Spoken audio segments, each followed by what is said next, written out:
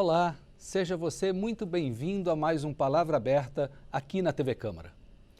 As atuais regras para a regularização de terras quilombolas não prevêem um marco temporal para que a comunidade reivindique a posse e possa reivindicar essa titularidade. De acordo com a Constituição, devem ser estabelecidos procedimentos para a identificação, a delimitação, o reconhecimento e a titulação das terras ocupadas por remanescentes das comunidades dos quilombos.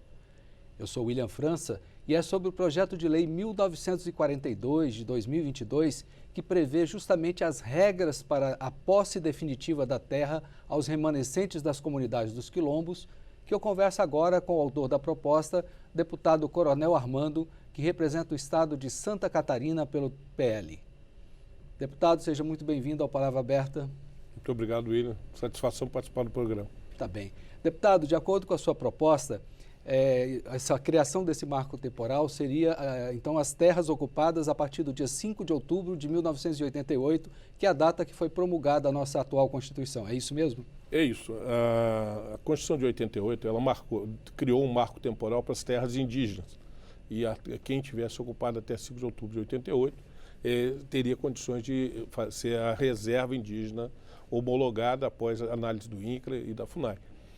No caso dos quilombolas, isso não foi delimitado. Então, esse segmento da população fica à margem de negociações e a gente nunca tem certeza dessa parte. Até para preservar direitos dessas comunidades, a gente está estabelecendo essa data, que é a mesma do marco temporal da terra indígena, que é 5 de outubro de 88. Tá.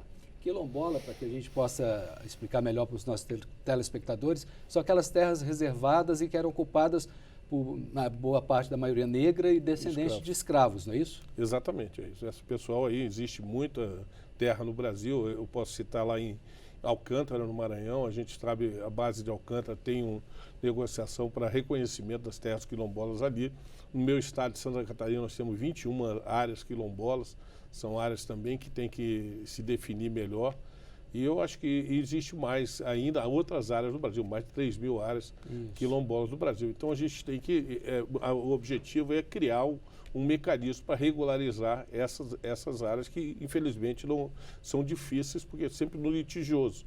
O governo Bolsonaro tem concedido títulos das áreas para as pessoas, é o governo que mais faz isso, e agora nós vamos criar um marco que vai permitir que isso seja, inclusive, ter a titularidade individual. Hoje a titularidade das áreas é coletiva.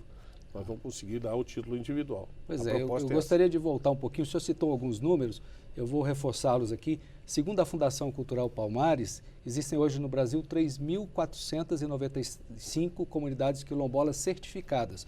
Mas como o senhor mesmo falou, nem todas elas têm titulação. Pelos dados da própria Fundação, só apenas 2%. Isso é um universo de muito pouco, 37 territórios somente dentro desse universo de 3.000. Essa a regra nova permite que seja acelerada e que seja dada essa titulação com mais efetividade? A partir do momento que a gente aprovar isso, é um PL, vai percorrer a Comissão de Direitos Humanos e Minorias, da Agricultura e depois CCJ, é terminativo. Então, ela ainda está sendo encaminhada para os Direitos Humanos, onde vai ser analisada, depois vai para a Comissão de Agricultura e, por último, para a CCJ. Eu acho que depois de aprovada, sim, ela vai ser um marco e vai facilitar a obtenção do título por essas comunidades. O senhor falou também de uma mudança importante, que é a entrada do Ministério da Agricultura nessa avaliação das terras. Hoje é apenas o INCRA que toma conta disso, né? Em alguns momentos, eu acho que o Ministério ainda enquadra o INCRA. O INCRA é um órgão que é uma autarquia. Uma autarquia que pertence ao Ministério da Agricultura. Então, o Ministério da Agricultura tem interesse que isso possa acontecer. Então, além do INCRA fazer o seu papel, mas a palavra final vai ser do Ministério da Agricultura, respeitados os pareceres do INCRA. Mas a gente colocou um outro agente nessa definição. O senhor acha que isso pode acelerar porque vai haver uma cobrança do Ministério em relação ao INCRA? Eu acho que sim, os projetos são muito lentos. Hoje a regulamentação, você vê, nós temos só 2%, 37 áreas de 3.400, 2% representa 68 mais ou menos. Então, muito pouco das nossas áreas quilombolas regularizadas. Então, com esse marco temporal estabelecido, nós vamos poder fazer análises mais concretas, e também porque há também situações de invasão. A gente sabe que em muitos locais tem invasão depois que a questão das reservas indígenas, eu faço por semelhança. Tem gente que ocupou o território depois de 5 de outubro de 88, no meu estado, lá nós temos essa situação, índios trazidos para uma reserva indígena, e a gente, quando você estabelece o barco, você vai evitar essa movimentação migratória visando conseguir uma determinada área. Então, acho que esse é um dos principais fatores. A gente fala pouco das questões quilombolas, mas ele é tão relevante quanto a questão das reservas indígenas, que já tem uma legislação parada e inclusive, o STF está revendo o marco territorial da terra indígena. Hoje, 14% do território nacional é de reservas indígenas, 14%, e se o marco for modificado, conforme está no STF, nós vamos passar a ter 28% das terras de reserva indígena. Vai dobrar, o que vai, de certa forma, respeitando os índios, os indígenas, mas vai prejudicar o nosso país como um todo. Nós usamos muito dessas áreas para o agro, para desenvolvimento econômico do país. O senhor também já falou, passando aqui na nossa conversa, desculpe, da questão de que a titularidade hoje ela é concedida só para o coletivo, só para toda a comunidade. E a sua proposta prevê também a individualização desse título. Isso eu acho que vai facilitar que aquele cidadão que está cuidando de uma área e que não tenha outros, ele possa ter o título em nome dele, como a gente faz quando tem um terreno e a própria reserva indígena. O governo Bolsonaro tem feito bastante distribuição de títulos de terras, e principalmente a mulheres, e eu acho que a ideia é seguir esse tema. Atualmente, o governo fez muito, eu vi lá em Alcântara, estive lá vendo a entrega de títulos com o presidente Bolsonaro, mas ainda assim, de forma, por mais que seja bastante pelo governo, é muito pequeno para a realidade que a gente existe nesse universo. Entendi. O senhor também citou que o projeto vai tramitar por algumas comissões e ele está na Comissão de Direitos Humanos e Minorias. Qual a sua expectativa da aprovação desse projeto?